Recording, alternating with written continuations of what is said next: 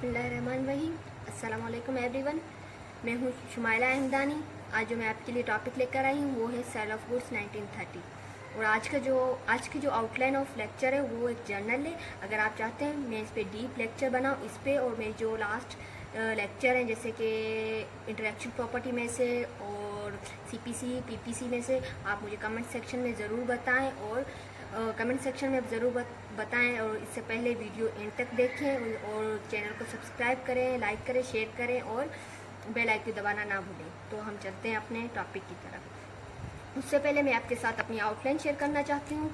First हमारी है general principle और formation of the contract of sale और कंडीशन ऑफ वारंटी और sale by sample and description और ऑप्शन ऑफ सेल।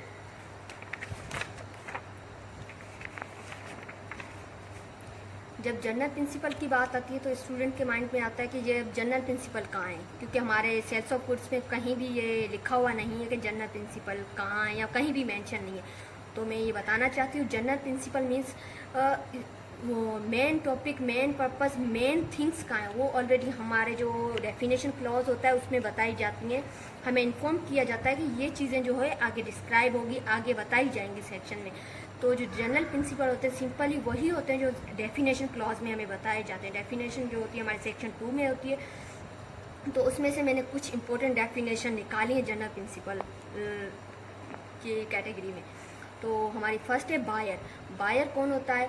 तो जब हम इस फील्ड में आते हैं तो हम सुनते हैं बायर, सेलर, बायर। तो इस सिचुएशन में हम जो होते हैं कंफ्यूज होते हैं कि बायर और सेलर कौन है।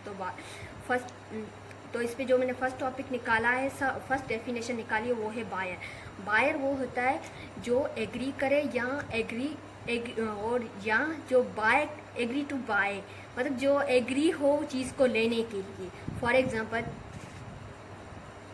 ए और बी। ए है ये सेलर है, सेलर मतलब जो बेच रहा है अपनी चीज़, और बी जो बायर है, बायर मीन्स जो ले रहा है। तो लेने वाले को क्या बोलते हैं हम? बायर। यहाँ पे डिस्क्राइब किया गया है बायर वो जो एक चीज़ ले रहा है किसी वो से। उसके बाद इस डेफिनेशन क्लॉज में बताया गया डिलीवरेबल स्टेट। अब गुड्स जो होते हैं वो डिलीवरेबल स्टेट में कब आते हैं? तो जिस टाइम हम कॉन्ट्रैक्ट करते हैं कि हमने कॉन्ट्रैक्ट किया है, ए जो है ये सेलर है और बी जो है ये बायर है। इन्होंने कॉन्ट्रैक्ट किया है, फॉर एग्जांपल एक बॉक्स है, पेन का बॉक्स है या कुछ ऐसी चीज़ें जो मूवेबल है, जो गुड्स की कैटेगरी में आती है। तो इस सिचुएशन में जब वो उनका कॉन्ट्रैक्ट फुलफिल हुआ और वो चीज़ जो है वो चीज़ जो प्रिपेयर हो चुकी है और डिलीवरेबल स्टेट में आ चुकी है, अब हम उसे डिलीवरी कर सकते हैं। कौन? ए जो है बी तक पहुंचा सकता है। तो इस सिचुएशन अभी क्या है, ये डिलीवरेबल स्टेट में आ गई। अब हम जब आगे चलते हैं तो होता है फ्यूचर गुड्स। अब ये फ्यूचर गुड्स क्या है? अब फ्यूचर पास्ट भी होते हैं क्या गुड्स? इस सिचुएशन में हमारे माइंड में बहुत कन्फ्यूजन क्रिएट होती है कि फ्यूचर गुड्स क्या है। तो समटाइम क्या होता है, समटाइम ये होता है कि हम कॉन्ट्रैक्ट तो करते हैं मगर फ्यूचर गुड्स पे करते हैं। अब जैसे कि हमने तो पहले देखा ये मूवेबल चीज़ें हैं, मूवेबल चीज़ें फ्यूचर गुड्स में कैसे आएंगी। तो समटाइम ऐसा होता है जैसे एग्रीकल्चर लैंड होती है उस पर जो क्रॉप्स होते हैं वो क्या होते हैं, जब काटने के बाद वो मूवेबल थिंग में आ जाते हैं। और जैसे अभी हमने किसी ने गंदुम पे कॉन्ट्रैक्ट कर दिया, अब गंदुम तो अभी लगी नहीं है पर 6 मंथ बाद लगेगी। 6 मंथ बाद लगी, 6 मंथ पहले हमने क्या किया, उसका कॉन्ट्रैक्ट हमने कर लिया है। अब ये फ्यूचर गुड्स है, जब 6 मंथ बाद ये कॉन्ट्रैक्ट फुलफिल होगा तो ये 6 मंथ बाद जब गंदुम उतरेगी तो जाके कॉन्ट्रैक्ट फुलफिल होगा। पर इस टाइम जो कॉन्ट्रैक्ट किया है हमने 6 मंथ पहले, वो क्या बोला जाएगा, फ्यूचर गुड्स के लिए हमने किया। ये गंदुम के लिए भी बोल सकते हैं हम, या कुछ ऐसी चीज़ें जो अभी एग्जिस्टेंस में ही नहीं है या अवेलेबल ही नहीं है, उस सिचुएशन में हम उनको बोलते हैं ये फ्यूचर गुड्स पे कॉन्ट्रैक्ट किया हुआ है। अब फ्यूचर गुड्स का तो हमें पता चल गया। अब फिर हमारे माइंड में आता है ये गुड्स क्या चीज़ है। अब गुड तो हमें जो गुड होती है ये तो हमने स्कूल टाइम में सुना होता है, गुड ये तो चलो पता चल जाता है, मगर अब ये गुड्स होते क्या हैं? तो जो गुड्स जो होते हैं वो ये मूवेबल कैटेगरी में आते हैं। एक प्रॉपर्टी जो मूवेबल है, फॉर एग्जांपल इस सिचुएशन में जो ये पेन मेरे हाथ में, हम इसे भी बोल सकते हैं ये एक गुड्स है। ये जो पेजेस हैं ये भी एक गुड्स है। तो ये सब चीज़ें क्या गुड्स की कैटेगरी में आते हैं, क्योंकि ये एक जगह से दूसरी जगह तक मूव कर सकती हैं। तो आई थिंक आप समझ चुके होंगे। अब आता है इंसॉल्वेंट। इंसॉल्वेंट, अब ये क्या है, हमारे माइंड में आता है ये इंसॉल्वेंट क्या है। तो इंसॉल्वेंट वो होता है जो को डिक्लेयर कर देती है कि अब ये बंदा ना किसी से कोई चीज़ ले सकता है, ना ही ये किसी को दे सकता है। मतलब जिसे हम सीधी ज़बान में बोल जाते हैं, जिसका दिवाला निकल जाए, उसे बोलते हैं इंसॉल्वेंट। उसके बाद होता है एक स्पेसिफिक गुड्स होते हैं। चलो फ्यूचर गुड्स भी हो गए, गुड्स भी हो गए। अब ये स्पेसिफिक गुड्स क्या है, हमारे माइंड में क्वेश्चन होता है। अब ये मीन्स पहले फ्यूचर गुड्स आ गए, अब ये स्पेसिफिक गुड्स कौन से होंगे। तो स्पेसिफिक गुड्स होते हैं जिसे आइडेंटिफाई किया जाए कि हमें ये वाली चीज़ ही चाहिए। हम जाते हैं शॉप पे, हम देखते हैं हमें चीज़ कुछ भी अवेलेबल नहीं होती, जो चीज़ हमें चाहिए होती है वो चीज़ अवेलेबल नहीं होती। तो हम स्पेसिफिकली बताते हैं शॉपकीपर को कि हमें ये वाली चीज़ चाहिए, क्या ये अवेलेबल है। अब हम क्या स्पेसिफिकली हम ऑफ़र कर रहे हैं उन्हें कि हमें शॉपकीपर ये वाली चीज़ अवेल करे। तो इट मीन्स ये स्पेसिफिक गुड्स हैं। तो आई थिंक आपको समझ आ चुका होगा। उसके बाद हमारा सेकंड टॉपिक है formation of contract of sale. तो formation of contract of sale क्या है। अब पहले तो हमें उसके जनरल प्रिंसिपल पता चल गए। अब क्या है फॉर्मेशन ऑफ गुड्स। तो फॉर्मेशन ऑफ गुड्स की जब बात आती है तो पहले देने वाला और लेने वाले की, मतलब एक चीज़ को हम जब क्रिएट करते हैं उसकी कोई ना कोई तो रीज़न होता है, कोई ना कोई चीज़ कोई ना कुछ रीज़न तो ज़रूर होता है। जैसे कि मैंने एक्स्ट्रा पेनें रखी हुई हैं, तो मुझसे अगर फॉर एग्जांपल एक पर्सन है ए, वो मुझसे कॉन्ट्रैक्ट करता है कि मुझे ये चीज़ें चाहिए, तो वो कौन हो गया, बायर हो गया। और मैं कौन हो गई, वो सेलर हो गई, जो वो चीज़ उस चीज़ के लिए मैं कॉन्ट्रैक्ट कर रही हूँ कि ये चीज़ मुझे सेल करनी है किसी और को। या ऐसा भी हो सकता है कोई बंदा मुझे आके ऑफ़र करता है कि आप ये चीज़ लेंगी। तो इस सिचुएशन एक पर्सन जो ऑफ़र दे रहा है, एक पर्सन जो एक्सेप्ट कर रहा है, अभी फॉर्मेशन हो रही है कॉन्ट्रैक्ट की। उसके बाद UCC, ये एक एप्लीकेशन बोल सकते हैं, कोड बोल सकते हैं। ये होता है यूनिफॉर्म कमर्शियल कोड। ये यूनिफॉर्म कमर्शियल कोड है जिसने हमें परमिशन दी थी कि हमें कम्युनिकेशन के मैनर डिस्क्राइब किए थे, हमें कम्युनिकेशन के स्किल्स दिए थे। क्योंकि हमारे जो सेल्स ऑफ गुड्स है या कोई भी कॉन्ट्रैक्ट है वो पूरा कम्युनिकेशन पे डिपेंड है। फॉर एग्जाम्पल मुझे नीड है किसी चीज़ की, अगर मैं बैठी रही तो वो चीज़ खुद ब खुद तो मेरे पास आएगी नहीं, जब तक मेरी कम्युनिकेशन किसी के साथ नहीं होगी। अगर मैं कम्युनिकेशन करूँगी तो ही जाके वो चीज़ मुझे मिलेगी। तो ये जो मेथड है ये जो कम्युनिकेशन के मेथड है और जो आइडिया है, जो मैनर है, वो हमें किसने बताया, UCCR ने। मीन्स सिंपली जो कम्युनिकेशन स्टार्ट कहाँ से हो रही है, जब एक बंदा किसी को ऑफर दे रहा है और दूसरा बंदा उसे एक्सेप्ट कर रहा है, तो यहाँ से UCCR इस्टेब्लिश हुई। उसके बाद जो सेकंड स्टेप है इसका formation of contract of sale का, वो क्या है, असेशन ऑफ वैलिड सेल। अब वैलिड सेल मतलब ऐसे हम असेशन भी बोल सकते हैं, एलिमेंट भी बोल सकते हैं एक वैलिड सेल के। जब एक वैलिड सेल करनी है हमें, तो उसके लिए हमें ये 4 इंग्रेडिएंट्स ज़रूरी हमारे पास होने चाहिए। फॉर एग्जांपल हमारे पास 2 पार्टीज़ होनी चाहिए। एक पार्टी कोई भी कॉन्ट्रैक्ट नहीं कर सकती। जब हमें कॉन्ट्रैक्ट करना है, सेल करनी है, यहाँ पे कॉन्ट्रैक्ट ऑफ सेल की बात हो रही है, एक चीज़ बाय और सेल करनी है, तो इस सिचुएशन में हमारे पास 2 पार्टीज़ होना लाजमी है, ए और बी भी बोल सकते हैं आप। यहाँ पे आप किसी का नाम भी रख सकते हैं, शुमाइला और इकरा भी बोल सकते हैं आप। ये 2 पार्टीज़ हैं, ए पार्टी और बी पार्टी, इन दोनों के बीच कॉन्ट्रैक्ट हुआ। और उसके बाद सेकंड एलिमेंट है हमारे पास ट्रांसफ़र ऑफ गुड्स। जब पार्टीज़ हैं तो गुड्स भी अवेलेबल होने चाहिए और उसकी ट्रांसफरेबिलिटी भी होनी चाहिए। मीन्स एक पर्सन से लेकर दूसरे पर्सन तक जाने की ट्रांसफरेबिलिटी भी होनी चाहिए। तो सेकंड एलिमेंट भी इसके लिए होना चाहिए, तभी जाके हमारी फॉर्मेशन ऑफ कॉन्ट्रैक्ट होगी।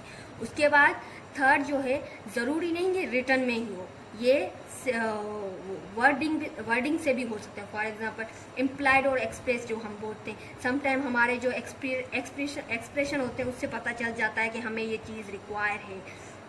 उसके लिए हम कुछ आइडेंटिफिकेशन नहीं देते, बस समटाइम हम जाते हैं शॉप पे, देखते हैं सामने कोल्ड ड्रिंक पड़ी है, हमने उठा ली और पेमेंट कर दी। अब इसमें हमने ना वर्डिंग यूज़ की है, ना ही हमने क्या रिटर्न में लिख के दिया है। तो इस सिचुएशन में इम्प्लाइड और एक्सप्रेस कॉन्ट्रैक्ट भी हो सकते हैं। तो ये इसका एक असेशन एलिमेंट है। और उसके बाद कंसिडरेशन लाजमी है। देखो जैसे मैंने आपको पहले एग्जांपल दी कि मैं शॉप पे गई, शॉप से कोल्ड ड्रिंक उठाई और मैंने पेमेंट कर दी। पेमेंट जो है वो हमारी कंसिडरेशन में फॉल करती है। जब हमारे ये 4 इंग्रेडिएंट्स पूरे होंगे तो जाके हमारी एक formation of contract of sale complete होगी। अब कॉन्ट्रैक्ट ऑफ सेल तो हो गया। अब हमारे माइंड में क्रिएट होता है कि समटाइम हम चीज़ें ऑर्डर करते हैं, जैसे हमारी ऑनलाइन शॉपिंग हो गई। इसमें क्या होता है, ऑनलाइन शॉपिंग भी कर सकते हैं हम, समटाइम शॉप से लेकर आते हैं, उन चीज़ों में भी हमारी ख़राब चीज़ें निकल आती हैं। हम चलाते हैं एक दिन के बाद ख़राब हो जाती हैं, या 2 दिन चलाते हैं। तो इन सिचुएशन में हमारे पास एक एप्लीकेशन है, एक सेक्शन है जो सेल्स ऑफ गुड्स का अवेल करता है हमें कंडीशन और वारंटी। जो सेक्शन 12 है उसमें सिंपली बताया गया है कंडीशन और वारंटी क्या होती है। कंडीशन ऑफ वारंटी तो पहले मैंने कंडीशन ऑफ वारंटी को 2 कैटेगरी में डिफाइन कर दिया है। तो एक है कंडीशन वो होती है जिसमें सिंपली हम बताते हैं कि हमारी चीज़ ऐसी होनी चाहिए। पहले ही से बायर जो होता है वो बता देता है कि चीज़ जो है ऐसी आपने परचेज करनी है कि नहीं करनी, और ये है, ये इसकी कंडीशन है, इतने दिन चलेगी, इतने दिन के बाद ये ख़त्म हो जाएगी, ये कंडीशन है। इसके बाद ये कंडीशन इसकी 2 दिन की कंडीशन है। फॉर एग्जाम्पल 2 दिन के बाद ख़राब हो गई, अभी इसमें जो शॉपकीपर है, जो सेलर है, उसका कुछ नहीं जाता कि वो उसे आप रिटर्न नहीं कर सकते। पर वारंटी में हमारे पास राइट है। वारंटी हमारी किसी चीज़ की होती है। समटाइम हम जो फ्रिज वगैरह लेते हैं या कोई ऐसी चीज़ लेते हैं जिसमें वारंटी अवेलेबल होती है। हमारे पास एक वारंटी का कार्ड मिलता है, उसमें लिखा होता है 15 दिन तक आप रिटर्न कर सकते हैं। 15 दिन तक आप इसे यूज़ करने के बाद अगर सही नहीं है, प्रोडक्ट आपको पसंद नहीं आई, तो आप क्या एक्सचेंज करवा सकते हैं। रिजेक्ट नहीं होता, इसमें एक्सचेंज का हमारे पास राइट होता है, exchange of goods. For example मैंने एक मॉडर्न ड्रेस मंगवाई है, तो उसके साथ मुझे कंडीशन दी गई है, उसके साथ मुझे वारंटी मिली है कि अगर आपके पास गुड्स डिलीवर होने के बाद आपको कलर पसंद ना आए तो आप एक्सचेंज करवा सकते हैं। तो ये किस में फॉल करेगा, ये हमारा वारंटी में फॉल करेगा। इसमें मैं रिजेक्ट नहीं कर रही, इसमें क्या मैं उसे ट्रीट कर रही हूँ, वारंटी में एक्सचेंज कर रही हूँ, रिजेक्ट नहीं कर रही। तो इस सिचुएशन में ये हमारी कंडीशन वारंटी हो गई। और एक सेक्शन है 13 का, इसका सेल्स ऑफ गुड्स का, वो क्या है, कंडीशन जो है हमारी वो वारंटी में ट्रीट की जाती है, उसमें हमें बताया गया, मगर वारंटी जो है वो कंडीशन में ट्रीट नहीं की जाती। फॉर एग्जांपल मैंने एक ऑर्डर किया। फॉर एग्जांपल मैंने किसका ऑर्डर किया, एक फ्रिज का मैंने ऑर्डर किया। तो जब वो मेरे पास डिलीवर हुआ तो उसमें जो कंडीशन बताई हुई थी वो थी कि आपकी इसकी कंडीशन है कि 2-3 दिन चलेगा फर्स्ट, उसके बाद हम इसे एक्सचेंज वगैरह नहीं करेंगे। तो एक्सचेंज वगैरह नहीं करेंगे। मगर इस सिचुएशन क्या है, एक दिन मैंने यूज़ किया, एक दिन यूज़ करने के बाद मैंने क्या किया, मुझे एक्सचेंज करवाना है। तो अब एक्सचेंज करवाना है तो हमारी जो कंडीशन है वो वारंटी में ट्रीट हो रही है, मगर जो वारंटी वो कंडीशन में ट्रीट नहीं होगी। और हमारा नेक्स्ट जो सेक्शन है sale by description. Sale by sample भी हम बोल सकते हैं। समटाइम क्या करते हैं, हम जो सेल हम करते हैं तो उसकी हम पहले ही डिस्क्रिप्शन दे देते हैं।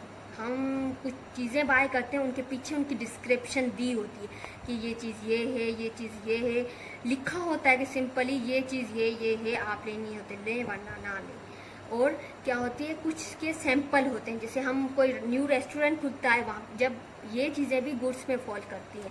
जब हम किसी रेस्टोरेंट में जाते हैं वो हमें पहले सैंपल कहते हैं कि हमने ये न्यू हमारी इन्वेंशन है, न्यू चीज़ है। फॉर एग्जाम्पल समोसा एक न्यू बनाया उन्होंने, तो आप इसे टेस्ट करें, अगर आपको पसंद आता है तो आप हमारे यहाँ हमारे कस्टमर बन सकते हैं। तो इन सिचुएशन उन्होंने हमें पहले ही सैंपल दे दिया है, तो हम टेस्ट करते हैं। अगर वो हमें पसंद आता है तो हम उनसे बाय करते हैं, जो अदर प्रोडक्ट होते हैं हम उनसे बाय करते हैं। इन सिचुएशन कुछ और भी कैटेगरी आ जाती है, मगर इनकी भी 2 कैटेगरी होती है। ये इम्प्लाइड भी हो सकता है, एक्सप्रेस भी हो सकता है, ज़रूरी नहीं है कि रिटर्न में हो।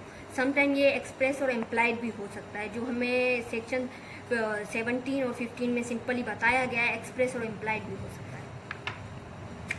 उसके बाद हमारा एक सेक्शन है जो ऑक्शन पे डील करता है। तो ऑक्शन तो हम सुनते आए हैं आज तक, ऑक्शन होती है, ऑक्शन जैसे नीलामी हम बोलते हैं। तो ये नीलामी जो होती है ये भी एक सेल है। ये सेल जो होती है इसकी जो प्रमा फेशी है वहीं से पता चलती है कि ये सेल क्या है, ये कौन सी चीज़ की सेल है। मतलब वो स्टार्टिंग से हमें बता देती है कि ये सेल किस चीज़ की है, मतलब उसकी नेचर से ही पता चल जाती है चीज़ कौन सी है, इसकी क्या कंडीशन है, क्या चीज़ है, ये हमें प्रमा फेशी से पता चल जाती है।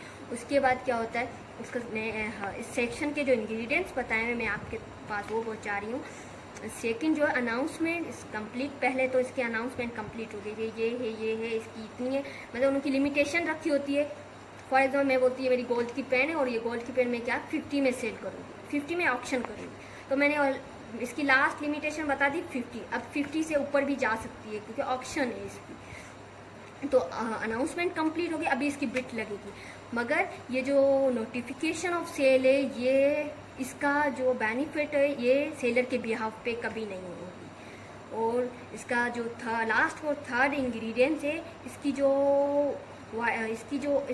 जो राइट है, जो वाइडेबल राइट हम बोल सकते हैं, ऑप्शन जो है ये बायर के पास है। मतलब वाइडेबल तो आपको पता है, वाइडेबल जो होता है एक पार्टी के पास ऑप्शन होता है, मगर ये जो ऑप्शन है डायरेक्टली हमारे बायर के पास है, सेलर के पास नहीं है। तो हमारा लेक्चर यहीं पे ख़त्म होता है। हमारी वीडियो एंड तक देखने के लिए शुक्रिया, और प्लीज़ हमारे चैनल को सब्सक्राइब करें और बेल आइकन दबाना ना भूलें। Thank you so much.